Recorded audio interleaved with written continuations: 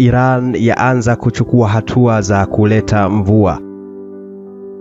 Mamia ya wananchi wa Iran Ijumaa walikusanyika katika msikiti kaskazini mwa mji mkuu wa Tehran kumwomba Mungu mvua inyeshe kutokana na uhaba mkubwa wa mvua uliopita kiwango nchini humo unaosababisha upungufu mkubwa wa maji. Ripoti kutoka nchini Iran zinaeleza hali ya sasa ya mvua imeshuka kwa asilimia 89 ukilinganisha na wastani wa kiwango cha mvua kwa miaka 57 iliyopita.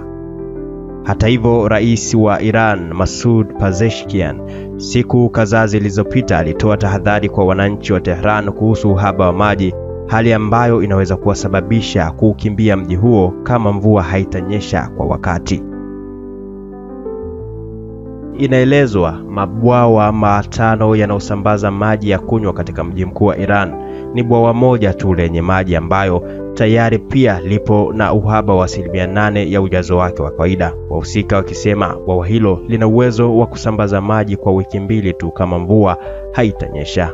Katika hatua nyingine, Iran imeanza mpango wa kupandikiza mawingu ya mvua kwa njia za kisayansi kuzalisha mvua ili kukabiliana na ukame huo wa kihistoria. Njia hii ya kutengeneza mawingu ya mvua siku za karibuni ilishuhudiwa nchini Dubai mwaka 2024 ili kukabiliana na uhaba wa maji ulioikumba nchi hiyo.